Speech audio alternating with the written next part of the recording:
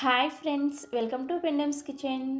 ఈరోజు వీడియోలో పల్లెటూరుల్లో చిన్న చిన్న హోటల్స్లో వండే మెత్తటి దూది లాంటి ఇడ్లీని, అలాగే టేస్టీ పలచటి చట్నీని ఎలా ప్రిపేర్ చేస్తారో ఈ వీడియోలో పక్కా కొలతలతో ఒరిజినల్ రెసిపీని మీకు చూపించబోతున్నాను. వీడియోని ఎక్కడా కూడా స్కిప్ చేయకుండా చివరి వరకు చూసారంటే మీరు ఎప్పుడు ఇడ్లీ ప్రిపేర్ చేసుకున్నా కానీ పర్ఫెక్ట్గా ప్రిపేర్ చేసేస్తారు. సో ఇక ఏమాత్రం ఆలస్యం చేయకుండా పర్ఫెక్ట్గా ఈ ఇడ్లీని ఎలా ప్రిపేర్ చేసుకోవచ్చో వీడియోలోకి వెళ్ళి చూసేయండి. ఫస్ట్ మనం ఇడ్లీ పిండిని ప్రిపేర్ చేసుకోవడం కోసం ఇలా ఒక గిన్నెని తీసుకొని అందులోకి 1 కప్పు మినపగుళ్ళని వేసుకోండి. మినపగుళ్ళు మంచి క్వాలిటీ ఉన్నవి తీసుకున్నారంటే మీకు ఇడ్లీ అనేది చాలా బాగా వస్తాయి అన్నమాట. ఇందులోని నీళ్ళని పోసుకొని వీటిని కనీసం 2-3 సార్లు శుభ్రంగా కడగండి. ఇలా కడిగిన తర్వాత ఈ నీళ్ళన్నీ కూడా తీసేసి మళ్ళీ తిరిగి ఇందులోకి మంచినీళ్ళని పోసుకొని వీటిని కనీసం ఒక 3-4 గంటల సేపు నానబెట్టుకోవాలి. అంతకన్నా ఎక్కువ టైం నానబెట్టుకోవాల్సిన అవసరం ఏమీ లేదు. కనీసం 3 గంటలు అయితే సరిపోతుంది. ఇప్పుడు ఈ గిన్నెని పక్కన పెట్టేసి నెక్స్ట్ ఇంకొక గిన్నెని తీసుకొని మీరు ఇందాక ఏ కప్పుదైతే మినపగుళ్ళను వేసుకున్నారో అదే కప్పుతోటి 2 కప్పుల ఇడ్లీ రవ్వని వేసుకోండి. ఇక్కడ మీరు తీసుకునే ఇడ్లీ రవ్వ అనేది బాగా సన్నగా ఉండేది చూసి తీసుకోండి. అప్పుడే మీకు ఇడ్లీలు అనేవి బాగా మెత్తగా వస్తాయి అన్నమాట.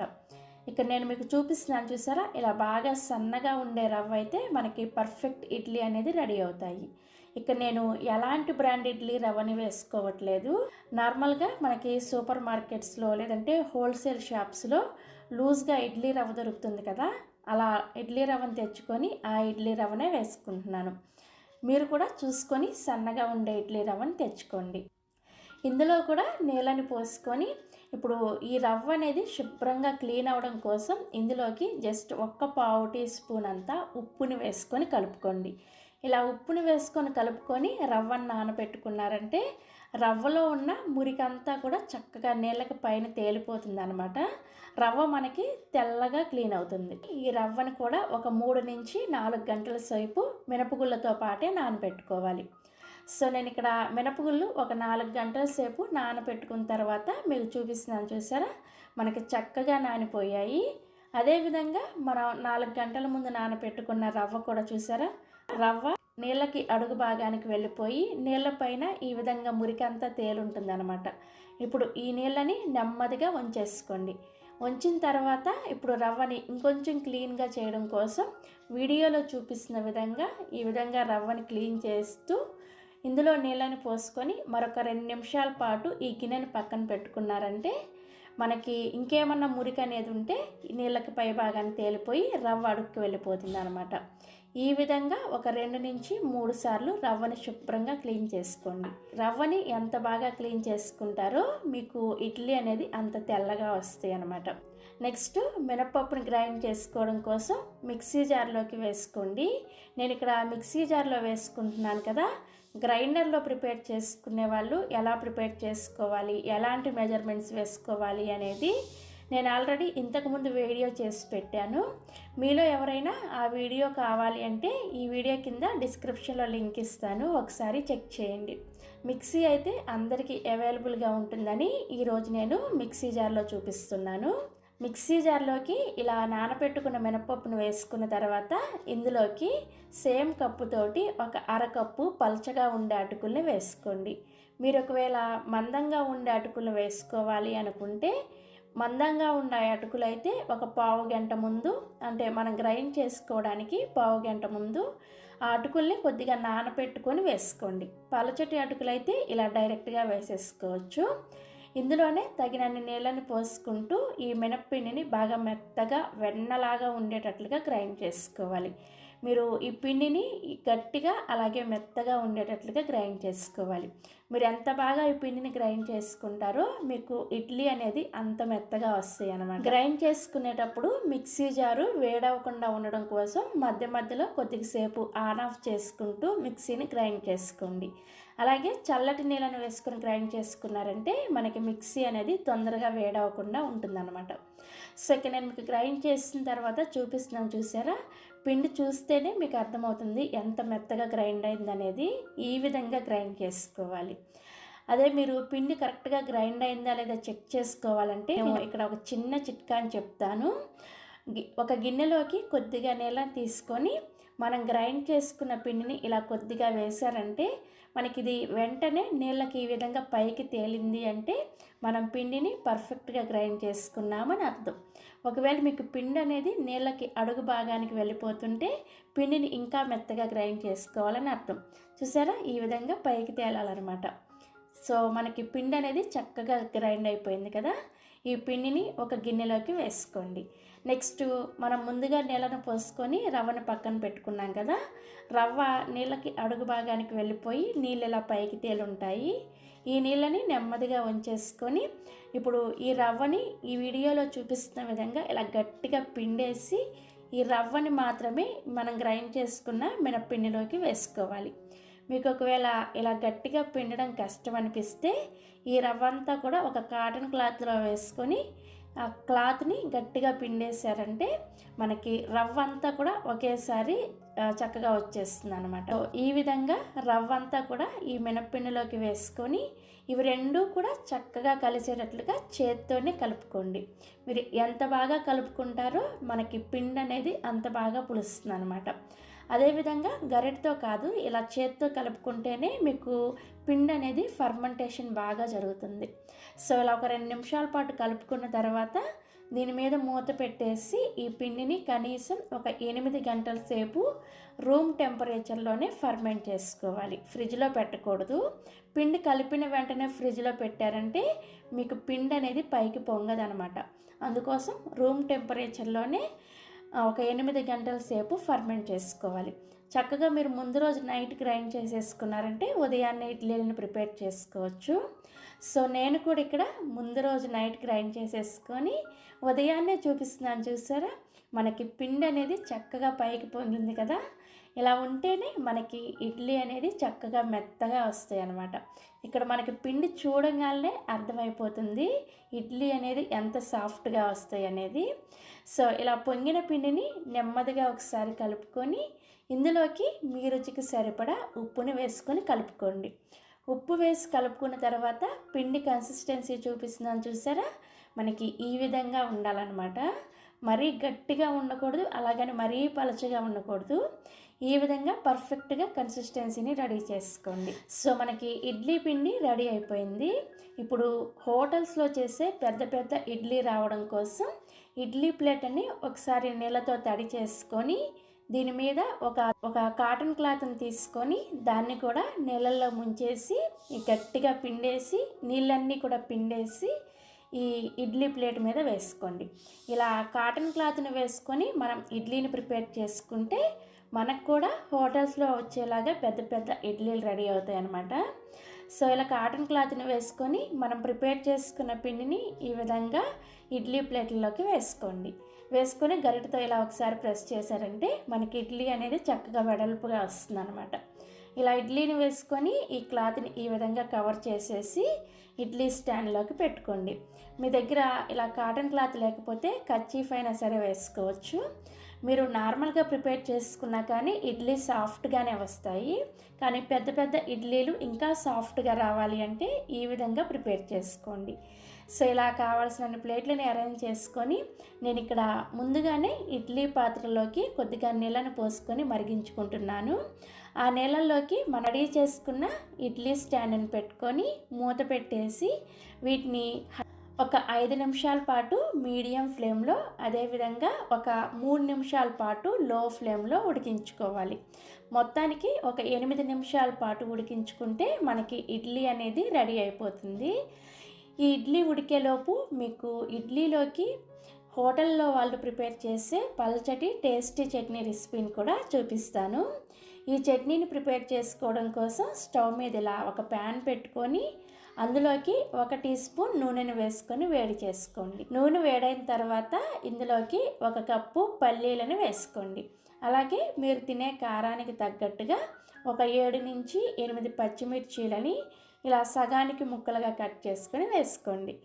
వీటిని లో టు మీడియం ఫ్లేమ్లో కలుపుకుంటూ మనకి ఈ పల్లీలు అలాగే పచ్చిమిర్చి అనేవి చక్కగా ఫ్రై అయ్యేంత వరకు ఫ్రై చేసుకోవాలి. సో మనకి ఈ పల్లీలు అలాగే పచ్చిమిర్చి ఇలా ఫ్రై అయిన తర్వాత ఇప్పుడు ఇందులోకి ఒక చిన్న ముక్క అల్లాన్ని వేసుకోండి. అల్లం మరీ ఎక్కువగా వేసుకోవద్దు, జస్ట్ 1 ఇంచు అల్లాన్ని వేసుకుంటే సరిపోతుంది. నెక్స్ట్ ఇందులోనే 2 వెల్లుల్లి రెబ్బలు అలాగే కొద్దిగా కొత్తిమీరని వేసుకోండి. ఇలా కొత్తిమీర వేసుకొని ఈ చట్నీని ప్రిపేర్ చేస్తే చాలా చాలా టేస్టీగా ఉంటుంది. సో కొత్తిమీర వేసిన తర్వాత జస్ట్ 1 నిమిషం పాటు ఫ్రై చేసుకుంటే సరిపోతుంది. ఎక్కువసేపు ఫ్రై చేసుకోవాల్సిన అవసరం ఏం లేదు. సో 1 నిమిషం తర్వాత చూస్తే మనకి ఇవి చక్కగా ఇలా ఫ్రై అయిపోయి ఉంటాయి కదా. ఇప్పుడు స్టవ్ ఆఫ్ చేసేసి వీటిని పూర్తిగా చల్లారనివ్వాలి. వేయించుకున్న పల్లీలు అలాగే కొత్తిమీర ఇవన్నీ కూడా పూర్తిగా చల్లారిన తర్వాత వీటిని మిక్సీ జార్లోకి వేసుకొని మీరు ఇందాక ఏ కప్పుతో అయితే పల్లీలను వేసుకున్నారో అదే కప్పుతోటి 1 కప్పు పచ్చి కొబ్బరి ముక్కల్ని వేసుకోండి. అలాగే అదే కప్పుతోటి 1 కప్పు పుట్నాల పప్పుని వేసుకోండి. వీటిని వేయించిన శనగపప్పు, చట్నీ పప్పు అని కూడా అంటారు.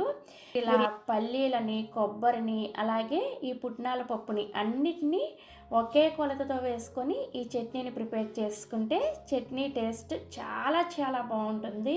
తర్వాత ఇందులోకి రుచికి సరిపడా ఉప్పుని అలాగే కొద్దిగా చింతపండుని వేసుకొని ఫస్ట్ నీళ్ళేమీ వేయకుండా వీటన్నింటిని కూడా కొంచెం కోర్సుగా గ్రైండ్ చేసుకోవాలి. సో ఇలా కొంచెం కోర్సుగా గ్రైండ్ చేసుకున్న తర్వాత ఇప్పుడు ఇందులోకి కొద్దిగా నీళ్ళని వేసుకుంటూ చట్నీ కన్సిస్టెన్సీ వచ్చేలాగా మెత్తగా గ్రైండ్ చేసుకోండి. సో చట్నీని గ్రైండ్ చేశాక చూపిస్తున్నాను. ఇలా కొంచెం గట్టిగా ఉండేటట్లుగా గ్రైండ్ చేసుకొని దీన్ని ఒక గిన్నెలోకి వేసుకోండి. ఇదే మిక్సీ జార్లో కొద్దిగా నీళ్ళను వేసుకొని ఈ చట్నీలో వేసుకొని కలుపుకోండి. ఇప్పుడు ఈ చట్నీకి తాలింపుని పెట్టుకోవడం కోసం స్టవ్ మీద సేమ్ ఇందాక మనం పల్లీలు వేయించుకున్నాం కదా, అదే ప్యాన్ పెట్టుకున్నాను. ఇందులోకి 1 టీ స్పూన్ నూనెను వేసుకొని వేడి చేసుకోండి. నూనె వేడైన తర్వాత ఇందులోనే 1 టీ స్పూన్ వరకు పోపు దినుసులను వేసుకోండి.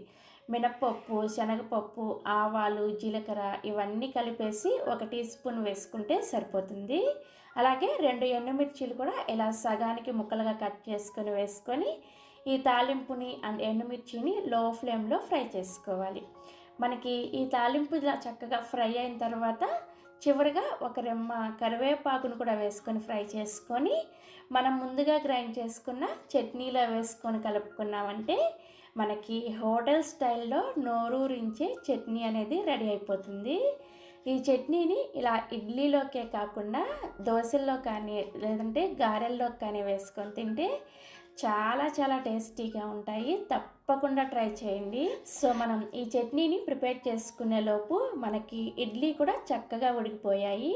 ఇడ్లీ పాత్ర మీద మూత తీసేసి మీ చేతిని ఒకసారి నీళ్ళతో తడి చేసుకొని ఒకసారి చెక్ చేసుకోండి. మీ చేతికి ఇడ్లీ ఏమి అంటుకోవట్లేదు అంటే మనకి ఇడ్లీ అనేది చక్కగా ఉడికిపోయినట్లే. ఇప్పుడు ఈ ఇడ్లీ స్టాండ్ని తీసుకొచ్చి బయట పెట్టేసి 2 నిమిషాల పాటు అలా వదిలేసేయండి. మీరు వెంటనే ఇడ్లీలు కనుక తీసేసారంటే మనకి విరిగిపోయినట్లుగా వస్తాయి అన్నమాట. సో 2 నిమిషాల తర్వాత ఈ ఇడ్లీ ప్లేట్ల మీద ఈ క్లాత్ పైన ఈ విధంగా కొద్దిగా చల్లటి నీళ్ళని చిలకరించుకొని ఆ తర్వాత నెమ్మదిగా ఇడ్లీలను తీసుకోండి. స్పూన్ కూడా అవసరం లేదు. మనం క్లాత్ని ఈ విధంగా అన్నామంటే చక్కగా ఇడ్లీ అనేది ఊడొచ్చేస్తాయి అన్నమాట. చూసారా చక్కగా ఇడ్లీ ఎంత బాగా వచ్చాయో? చూస్తుంటేనే మీకు అర్థమైపోతుంది కదా ఎంత సాఫ్ట్గా ఉన్నాయి అనేది. ఇలా ఇడ్లీ అన్నీ తీసుకొని సర్వింగ్ ప్లేట్లోకి తీసుకోండి. సర్వింగ్ ప్లేట్లోకి ఇలా ఇడ్లీని వేసుకొని మనం ప్రిపేర్ చేసుకున్న చట్నీ ఉంది కదా, ఆ చట్నీని వేసుకొని చక్కగా ఇడ్లీని తినేసేయండి. చాలా చాలా చాలా టేస్టీగా ఉంటాయి. ఈ చట్నీ కాంబినేషన్లో ఇడ్లీని ఇలా మెత్తగా ప్రిపేర్ చేసుకున్నామంటే అలా తింటూ ఉండిపోతాము. ఎన్ని తింటున్నామో లెక్క లేకుండా తినేయచ్చు. సో ఇక్కడ మీకు చూస్తేనే ఇడ్లీ ఎంత సాఫ్ట్గా ఉంది అని అర్థమైపోతుంది కదా. ఇంక నేను చెప్పాల్సిన అవసరం ఏమీ లేదు. చాలా చాలా మృదువుగా వస్తాయి. మీరు ఎప్పుడు ఇడ్లీని ప్రిపేర్ చేసినా ఈ చిన్న చిన్న టిప్స్ని పాటిస్తూ ఇడ్లీని ప్రిపేర్ చేసుకోండి, చాలా బాగా వస్తాయి. సో మీరు కూడా ఈ పద్ధతిలో ఇడ్లీని ట్రై చేస్తారు కదా.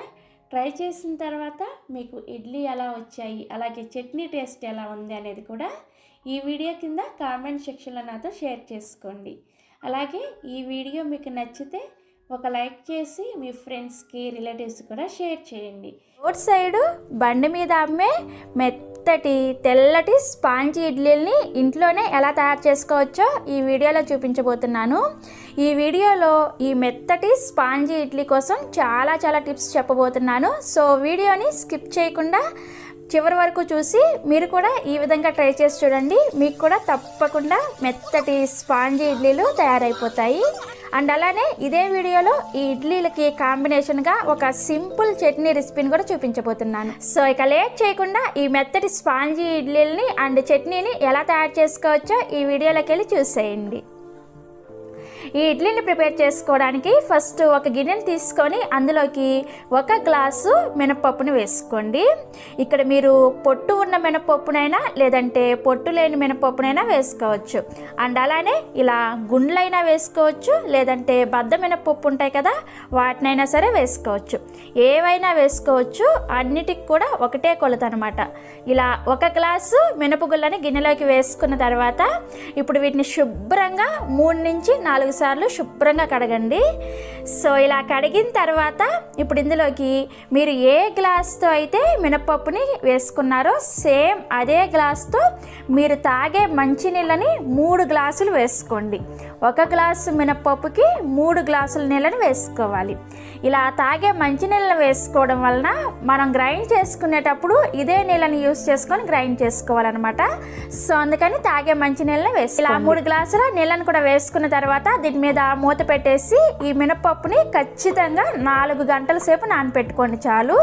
మరీ ఎక్కువసేపు నానపెట్టుకోవద్దు, 4 గంటలు అయితే కరెక్ట్గా సరిపోతుంది. ఇక్కడ నేను మీకు 4 గంటల సేపు మినపప్పు నానిన తర్వాత చూపిస్తున్నాను చూసారా. 4 గంటలకి మనకి ఈ విధంగా చక్కగా మినపప్పు అనేవి నానిపోయి ఉంటాయి. ఇప్పుడు ఈ గిన్నెని పక్కన పెట్టేసుకొని ఇంకొక గిన్నెని తీసుకొని మీరు ఇందాక ఏ గ్లాస్తో అయితే మినపగుళ్ళను వేసుకున్నారో సేమ్ అదే గ్లాస్తో 1 గ్లాసు మినపప్పుకి 3 గ్లాసుల ఇడ్లీ రవ్వను వేసుకోండి. అండ్ అలానే ఈ ఇడ్లీ రవ్వ అనేది ఎంత సన్నగా ఉంటే మనకి ఇడ్లీ అనేవి అంత బాగా సాఫ్ట్గా వస్తాయి అన్నమాట. సో ఎప్పుడైనా సరే మీరు ఇడ్లీ రవ్వను కొనుక్కునేటప్పుడు బాగా సన్నగా ఉన్నది చూసుకొని ఎంచుకోవాలన్నమాట. సో ఇక్కడ నేను మీకు చూపిస్తున్నాను చూసారా, ఈ విధంగా ఇలా సన్నగా ఉండాలన్నమాట. ఈ ఇడ్లీ రవ్వని కడగడం చాలా మందికి తెలియదు, వాళ్ళ కోసం నేను ఈ వీడియోలో క్లియర్గా చూపిస్తాను చూడండి. ఫస్ట్ ఈ ఇడ్లీ రవ్వ మునిగేంత వరకు కూడా నీళ్ళని పోసుకొని ఒక్క 5 నిమిషాల పాటు కదిలించకుండా అలా వదిలేశారంటే మీకు రవ్వ అంతా కూడా కిందకి వెళ్ళిపోయి నీళ్ళతో పాటు ఏమైనా మురికి ఏమైనా ఉంటే ఇలా పైకి తేలుతుంది అనమాట. ఇప్పుడు ఈ నీళ్ళని వంచేసేయండి. అదే మీరు నీళ్లు పోసుకున్న వెంటనే వంచేసారనుకోండి నీళ్ళతో పాటు రవ్వ కూడా వెళ్ళిపోతుంది. సో అందుకని ఒక 5 నిమిషాలు వెయిట్ చేసి తర్వాత ఇలా నీళ్ళని వంచేసుకోండి. ఇదే విధంగా ఒక 2-3 సార్లు చేసుకోండి, మనకి రవ్వ అనేది శుభ్రంగా తెల్లగా వచ్చేస్తుంది అనమాట. ఇక్కడ నేను మీకు 3 సార్లు కడిగిన తర్వాత ఈ రవ్వను చూపిస్తున్నాను చూడండి. ఇలా కడిగిన తర్వాత మరలా ఇప్పుడు ఇందులోకి రవ్వ మునిగేంత వరకు కూడా నీళ్ళని పోసుకొని ఇందులోకి ఇడ్లీలు బాగా తెల్లగా రావడానికి ఇందులోకి 1/2 టేబుల్ స్పూన్ అంతా ఉప్పుని వేసుకోండి. ఇలా ఉప్పుని వేసుకోవడం వల్ల రవ్వలో ఇంకేమన్నా ఎక్స్ట్రాగా మురికేమన్నా ఉందనుకోండి మనం నానబెట్టుకున్నప్పుడు నీళ్ళలోకి పైకి తేలుతుంది అనమాట. అప్పుడు మనకి ఇడ్లీలు మల్లె పువ్వులాగా తెల్లగా వస్తాయి. సో ఇలా ఉప్పుని వేసుకున్న తర్వాత దీని మీద మూతను పెట్టేసి ఈ రవ్వని 1 గంట సేపు నానబెట్టుకోండి చాలు. రవ్వని గంట కన్నా కూడా ఎక్కువసేపు నానబెట్టుకోవద్దు. సో మనకి ఇక్కడ మినప్పప్పు 4 గంటల సేపు నానిన తరువాత 1 గంట సేపు మనం ఇడ్లీ రవ్వను నానబెట్టుకుంటున్నాం. అంటే మనకి టోటల్గా మినప్పప్పు అనేది 5 గంటల సేపు నానుతుంది అండ్ రవ్వ అనేది 1 గంట సేపు నానుతుంది అనమాట. సో ఇలా 1 గంట తర్వాత మీకు చూపిస్తున్నాను చూసారా, మనకి మినప్పప్పు ఈ విధంగా నానిపోయి ఉంటాయి అండ్ ఇడ్లీ రవ్వ కూడా ఇలా కిందకి వెళ్ళిపోయి నీళ్ళు ఈ విధంగా పైకి తేలుతాయి అనమాట. ఇప్పుడు ఈ ఇడ్లీ రవ్వలో నుంచి ఎక్స్ట్రా నీళ్ళన్నీ కూడా వంచేసుకొని పక్కన పెట్టుకోండి. మినపప్పును గ్రైండ్ చేసుకోవడానికి గ్రైండర్ని ఆన్ చేసి ఇలా మినపప్పు అండ్ మనం నానపెట్టుకున్న నీళ్ళు ఉన్నాయి కదా, ఆ నీళ్ళతో సహా మొత్తాన్ని వేసేసుకోండి. ఇలా మీరు ఫస్ట్ మినపప్పుని అండ్ నీళ్ళని వేసుకున్న తర్వాత మీరు చూస్తే గ్రైండర్లో నీళ్ళు అనేది ఎక్కువగా ఉన్నట్లు అనిపిస్తుంది. కానీ ఈ మినపప్పు అనేది గ్రైండ్ అయ్యే కొద్దీ మీకు చక్కగా సరిపోతాయి. నీళ్లు ఎక్కువ తక్కువలు అలాంటివి ఏమి అవ్వవు అనమాట. ఈ పిండిని మధ్య మధ్యలో చేత్తో ఇలా చక్కగా కలుపుకుంటూ మెత్తగా వెన్నలాగా గ్రైండ్ చేసుకోవాలి. మీరు ఇక్కడ ఎంత మెత్తగా పిండిని గ్రైండ్ చేసుకుంటారో మీకు ఇడ్లీ అనేవి అంత సాఫ్ట్గా మెత్తగా వస్తాయి అన్నమాట. మీరు ఇదే విధంగా మిక్సీలో కూడా గ్రైండ్ చేసుకోవచ్చు. కానీ గ్రైండ్ చేసుకోవడానికి ఇలా నానబెట్టిన నీళ్ళను కాకుండా బాగా చల్లగా ఉన్న కూలింగ్ నీళ్ళను వేసుకొని గ్రైండ్ చేసుకున్నారంటే మీకు అప్పుడు గ్రైండర్లో వేసినట్లే పిండి అనేది చాలా బాగా ఒదిగొస్తుంది అనమాట. ఒకవేళ మీరు ఇలా నానబెట్టిన నీళ్ళని యూజ్ చేసుకోవాలి అనుకుంటే ఈ నానబెట్టిన నీళ్ళని కొద్దిగా వేసుకొని ఒక 2 ఐస్ క్యూబ్స్ని మిక్సీ జార్లో వేసుకొని గ్రైండ్ చేసుకోండి. అప్పుడు కూడా మనకి పిండి అనేది ఈ విధంగా తయారవుతుంది. సో మిక్సీ జార్లో చేసుకోవాలనుకునే వాళ్ళు ఈ విధంగా కూలింగ్ వాటర్ని వేసుకొని గ్రైండ్ చేసుకోండి. సో ఇక్కడ నేను మీకు పిండి అంతా కూడా గ్రైండ్ చేసిన తర్వాత చూపిస్తున్నాను, చూసారా? ఇలా మనం పట్టుకొని చూస్తే మనకి బాగా వెన్నలాగా మెత్తగా ఉండాలన్నమాట. ఇలా గ్రైండ్ చేసుకోవడానికి కనీసం ఒక 20 నుంచి 30 నిమిషాల పాటు టైం పడుతుంది. సో అప్పటి వరకు కూడా మధ్య మధ్యలో చూసుకుంటూ కలుపుకుంటూ ఇలా గ్రైండ్ చేసుకోండి. ఇలా గ్రైండ్ చేసిన పిండి పర్ఫెక్ట్గా గ్రైండ్ అయిందా లేదా తెలుసుకోవాలంటే ఒక గిన్నెలో కొద్దిగా నీళ్ళని తీసుకొని మీరు గ్రైండ్ చేసిన పిండిని ఇలా కొద్దిగా నీళ్ళల్లో వేసారంటే ఆ పిండి ముద్ద అనేది వెంటనే పైకి తేలాలన్నమాట. ఇలా పిండి పైకి తేలిందంటే మీరు పర్ఫెక్ట్గా గ్రైండ్ చేసుకున్నారని అర్థం. అదే మీకు ఈ పిండి అనేది నీళ్ళలోకి అడుగు భాగానికి వెళ్ళిపోయింది అనుకోండి, ఇంకా మీరు గ్రైండ్ చేసుకోవాలని అర్థం. సో చూసుకొని ఈ విధంగా గ్రైండ్ చేసుకోండి. ఇలా చెక్ చేసుకున్న తర్వాత మాత్రమే మీరు గ్రైండర్ని ఆఫ్ చేసేయండి. సో ఈ విధంగా చెక్ చేసుకోండి. ఇలా చెక్ చేసుకుంటే మీకు పిండి అనేది పర్ఫెక్ట్గా రెడీ అయిపోతుంది. ఇలా గ్రైండ్ చేసుకున్న తర్వాత గ్రైండర్ని ఆఫ్ చేసేసి ఈ పిండిని గ్రైండర్లోనే ఉంచేసేయండి. ఇప్పుడు ఈ ఇడ్లీ రవ్వలో నుంచి ఎక్స్ట్రా నీళ్ళన్నీ కూడా ఇలా చేత్తో గట్టిగా పిండేసి ఒక గిన్నెలోకి వేసుకోండి. ఈ రవ్వని ఇలా చేత్తో గట్టిగా పిండుకోవడం కొంతమంది కష్టంగా ఉంటుంది కదా, అలాంటి వాళ్ళు ఈ రవ్వనంతా కూడా ఒక కాటన్ క్లాత్లోకి వేసేసుకోండి. వేసుకొని మనం పన్నీర్కి ఎలా అయితే గట్టిగా పిండేసుకుంటామో ఆ విధంగా గట్టిగా గుడ్డలో వేసుకొని పిండేసుకోండి. ఇలా పిండేసుకున్నా కానీ మీకు రవ్వలో నుంచి నీళ్ళన్నీ కూడా చక్కగా సపరేట్ అయిపోతాయి. సో రవ్వని ఇలా పిండుకోవడం రాని వాళ్ళు ఆ విధంగా చేసుకోవచ్చు. సో ఇలా రవ్వలో ఉన్న నీళ్ళన్నీ కూడా గట్టిగా పిండేసిన తర్వాత ఇప్పుడు ఈ రవ్వను తీసుకెళ్ళి మనం ఆల్రెడీ గ్రైండ్ చేసుకున్న మినప్పిండి గ్రైండర్లోనే ఉంది కదా, అందులోకి వేసేసుకోండి. వేసుకొని ఇప్పుడు గ్రైండర్ ఆన్ చేసి జస్ట్ 1 నుంచి 2 నిమిషాల పాటు ఈ గ్రైండర్ని రన్ చేసుకోండి. మరీ ఎక్కువసేపు గ్రైండ్ చేసుకోవాల్సిన అవసరం లేదు. జస్ట్ అలా తిప్పేసుకున్నారంటే మనకి మినప్పిండిలో రవ్వ అనేది చక్కగా కలిసిపోతుంది అనమాట. మీరు ఒకవేళ బాగా ఎక్స్పీరియన్స్ పర్సన్స్ అయితే చేత్తోనే కలిపేసుకోవచ్చు. కానీ చేత్తో కలుపుకోవడం కన్నా కానీ ఇలా గ్రైండర్లో వేసుకొని ఒకసారి తిప్పుకున్నారంటే పిండంతా కూడా చక్కగా కలుస్తుంది. మనకి పెద్ద పెద్ద హోటల్స్లో కానీ లేదంటే రోడ్ సైడ్ చేసే బండ్ల వాళ్ళు కానీ ఈ విధంగానే చేస్తారంట. ఎందుకంటే వాళ్ళు ఎక్కువ క్వాంటిటీలో చేస్తారు కదా, అప్పుడు వాళ్ళు ఈ విధంగా చేత్తో కలుపుకోవాలంటే కష్టంగా ఉంటుంది.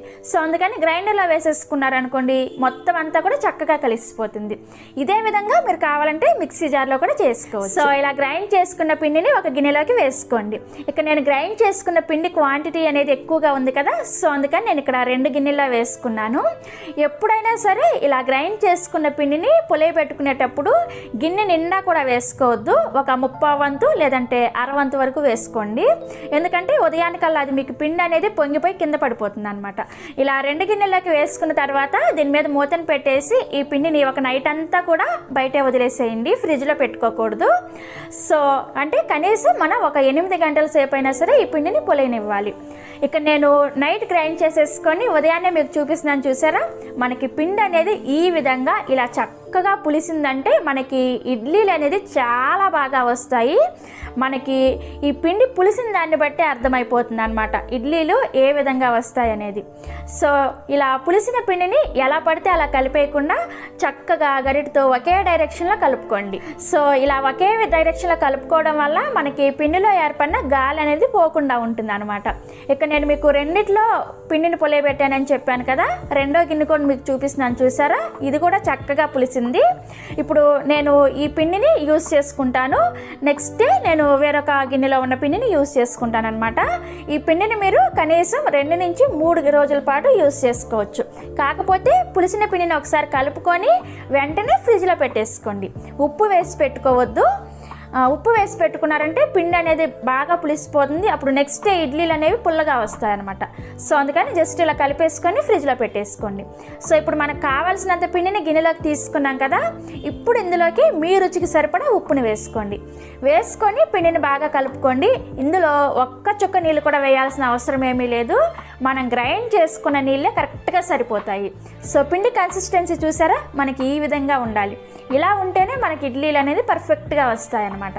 ఇప్పుడు ఈ గిన్నెని పక్కన పెట్టేసుకొని ఇడ్లీ పాత్రను తీసుకొని అందులోకి ఒక 2 గ్లాసుల నీళ్ళని పోసుకొని దీని మీద మూత పెట్టేసి స్టవ్ మీద పెట్టేసుకొని ఈ నీళ్ళని హై ఫ్లేమ్లో మరిగించుకోవాలి. ఈ నీళ్ళు అనేది మరిగే లోపల మనం ఇడ్లీలను పెట్టేసుకుందాము. ఇడ్లీ ప్లేట్లను తీసుకొని ఇడ్లీ ప్లేట్ల మీద కాటన్ క్లాత్ని ఇలా కొద్దిగా నీళ్ళతో తడుపుకొని వేసుకోండి. ఇలా క్లాత్ మీద ఇడ్లీలు వేసుకున్నారంటే మనకి పర్ఫెక్ట్గా రోడ్ సైడ్ వెడల్పాటి పల్చటి ఇడ్లీలు వస్తాయన్నమాట. ఒకవేళ మీ దగ్గర ఇలా కాటన్ క్లాత్ కనుక లేకపోతే డైరెక్ట్గా మీరు ఇడ్లీ ప్లేట్లని నూనెతో గ్రీస్ చేసుకొని కూడా వేసుకోవచ్చు. కానీ ఇలా చేసుకున్నారంటే మనకి పర్ఫెక్ట్గా వస్తాయి. సో ఇలా క్లాత్ మీద ఇడ్లీలు పెట్టుకునేటప్పుడు ఇలా ఒక గరిటెడు పిండిని వేసుకొని లైట్గా పల్చగా ఇలా స్ప్రెడ్ చేసుకున్నారంటే మనకి ఇడ్లీ అనేది వెడల్పుగా వస్తుంది అనమాట. ఇదే విధంగా మిగిలిన ఇడ్లీలను కూడా పెట్టేసుకొని ఈ ఇడ్లీల మీద ఎక్స్ట్రా క్లాత్ ఉంటుంది కదా, ఈ క్లాత్ని ఈ విధంగా వేసుకొని ఈ ఇడ్లీ ప్లేట్ని స్టాండ్లో పెట్టేసుకోవడమే. ఇదే విధంగా మీకు ఎన్ని ప్లేట్లు కావాలంటే అన్ని ప్లేట్లలో ఇడ్లీలను పెట్టేసుకోండి. సో ఇక్కడ నేను 4 ప్లేట్లలో ఇడ్లీలు పెట్టేశాను. ఈ ఇడ్లీలు పెట్టుకునే లోపు మనకి నీళ్ళు అనేవి చక్కగా మరుగుతూ ఉంటాయి. ఈ నీళ్ళలోకి ఇడ్లీ స్టాండ్ని పెట్టేసుకోండి. ఇలా ఇడ్లీ స్టాండ్ని పెట్టుకునేటప్పుడు మంటని సిమ్లోకి పెట్టుకోండి. ఎందుకంటే మీ చేతి మీదకి ఆవిరి వచ్చేస్తుంది అనమాట. సో అందుకని జాగ్రత్తగా పెట్టుకొని దీని మీద మూత పెట్టేసి ఇప్పుడు మంటని మీడియం ఫ్లేమ్లో పెట్టుకొని ఒక 10 నిమిషాల పాటు ఉడికించుకోవాలి. 10 నిమిషాల తర్వాత మంటని సిమ్లోకి పెట్టుకొని ఒక 5 నిమిషాల పాటు ఉడికించుకోండి. అంటే టోటల్గా ఇడ్లీని 15 నిమిషాల పాటు ఉడికించుకుంటే సరిపోతుంది. ఈ ఇడ్లీ అనేవి ఉడుకుతూ ఉంటాయి. ఈలోపు మనం ఈ ఇడ్లీలోకి మంచి చట్నీని ప్రిపేర్ చేసుకుందాము.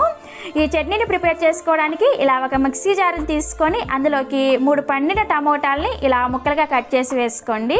అండ్ అలానే ఒక 20 నుంచి 25 వరకు వెల్లుల్లి రెబ్బల్ని పొట్టు తీయకుండా పొట్టుతో సహా వేసేసుకోండి. అలాగే 2 టేబుల్ స్పూన్ల కారాన్ని వేసుకోండి. మీరు ఒకవేళ కారం ఎక్కువగా తినే వాళ్ళైతే కొంచెం ఎక్కువగా పెంచి వేసుకోండి. అదే తక్కువ తినే వాళ్ళైతే కొంచెం తగ్గించి వేసుకోండి. అలాగే రుచికి సరిపడా ఉప్పు అండ్ 1 రెమ్మ కరివేపాకును కూడా వేసుకొని ఈ చట్నీని బాగా మెత్తగా పేస్ట్ లాగా గ్రైండ్ చేసుకోవాలి. సో ఇక్కడ నేను మీకు గ్రైండ్ చేసిన తర్వాత చూపిస్తున్నాను, చూసారా, ఈ విధంగా గ్రైండ్ చేసుకోవాలి. ఇలా గ్రైండ్ చేసుకున్న చట్నీని తాలింపు పెట్టుకోవడం కోసం స్టవ్ ఆన్ చేసి ఒక ప్యాన్ పెట్టుకొని అందులోకి ఒక 4 టేబుల్ స్పూన్ల నూనెను వేసుకోండి. ఈ చట్నీకి కొద్దిగా నూనె ఎక్కువ ఉంటేనే టేస్ట్ బాగుంటుంది. నూనె కాగిన తర్వాత మంటని సిమ్లోకి పెట్టేసుకొని ఇందులోకి 1/2 టీ స్పూన్ ఆవాలు, 1/2 టీ స్పూన్ జీలకర్ర, 1/2 టీ స్పూన్ పచ్చిశనగపప్పు అండ్ 1/2 టీ స్పూన్ మినపప్పును వేసుకోండి. ఈ పప్పులన్నీ వేసుకున్న తర్వాత వీటిని లో ఫ్లేమ్లోనే చక్కగా వేయించేసుకోండి. ఈ పప్పులు ఇలా చక్కగా వేగిన తర్వాత ఇందులోకి 4 ఎండుమిర్చి అండ్ అలానే 1 రెమ్మ కరివేపాకును కూడా వేసుకొని ఈ కరివేపాకు క్రిస్పీగా అయ్యేంత వరకు వేయించుకోవాలి. కరివేపాకు ఇలా క్రిస్పీగా అయిన తర్వాత ఇప్పుడు ఇందులోకి మనం గ్రైండ్ చేసుకున్న చట్నీని వేసుకొని కలుపుకుంటూ లో ఫ్లేమ్లోనే ఒక 4 నుంచి 5 నిమిషాల పాటు ఉడికించుకోవాలి. అంటే ఈ ఆయిల్ అనేది చట్నీకి పైన తేలే వరకు మనం ఉడికించుకోవాలన్నమాట. ఇలా ఉడికించుకోవడానికి పెద్దగా టైం ఏం పట్టదు, ఒక 5 నిమిషాల్లోనే చక్కగా ఉడికిపోతుంది.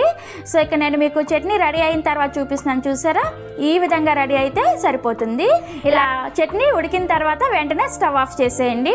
ఇప్పుడు ఆల్రెడీ మనకి ఇడ్లీలు ఉడుకుతున్నాయి కదా, వాటిని చెక్ చేసుకోవడం కోసం మీ చేతిని ఒకసారి నీళ్ళతో తడి చేసుకొని మూత తీసేసి ఈ ఇడ్లీని జస్ట్ ఒకసారి ఇలా ఏళ్ళతో ప్రెస్ చేసి చూసారంటే మీ చేతికి పిండేమి అంటుకోలేదు అంటే మనకి ఇడ్లీ అనేవి చక్కగా ఉడికిపోయినట్లే. ఇప్పుడు ఈ ఇడ్లీ పాత్రల నుంచి స్టాండ్ని తీసుకొచ్చి పక్కన పెట్టేసుకొని ఈ ఇడ్లీ ప్లేట్ల మీద కొద్దిగా ఇలా నీళ్ళని చిలకరించుకోండి. ఇలా నీళ్ళని చిలకరించుకున్నారంటే మనకి ఇడ్లీవి క్లాత్ నుంచి ఈజీగా ఊడొస్తాయి అన్నమాట. సో ఇలా నీళ్ళని చిలకరించుకున్న తర్వాత ఈ పైన ఎక్స్ట్రా క్లాత్ని తీసేసుకొని మనం చేత్తో ఈ విధంగా ఇడ్లీని తీసుకున్నామంటే ఈజీగా వచ్చేస్తాయి. ఇదే విధంగా అన్ని ప్లేట్ల నుంచి కూడా ఇడ్లీని తీసేసుకోవడమే. ఇలా ఇడ్లీని తీసుకొని సర్వింగ్ ప్లేట్లోకి తీసుకొని మనం ఆల్రెడీ ప్రిపేర్ చేసుకున్న చట్నీ వేసుకొని తిన్నారంటే ఎన్ని తింటున్నారో లెక్క లేకుండా తినేస్తారు. అంత టేస్టీగా, అంత పలుచుగా చాలా బాగుంటాయి. చూసారు కదా ఎంత సింపుల్గా ప్రిపేర్ చేసుకోవచ్చో. ఈ వీడియోలో చెప్పినట్లుగా మీరు కూడా తప్పకుండా ఇలా టిప్స్ని పాటిస్తూ ఒకసారి ఇడ్లీని ప్రిపేర్ చేసుకొని చూడండి. మీ ఇంట్లో అందరికి కూడా తప్పకుండా నచ్చుతాయి. సో ట్రై చేస్తారు కదా, ట్రై చేస్తారని అనుకుంటున్నాను. ట్రై చేసిన తర్వాత మీకు ఎలా వచ్చాయో కూడా కింద కామెంట్ సెక్షన్లో నాతో షేర్ చేసుకోండి. అలాగే ఈ వీడియో కనుక మీకు నచ్చినట్లయితే ఒక లైక్ చేసి మీ ఫ్రెండ్స్కి, రిలేటివ్స్కి కూడా షేర్ చేయండి.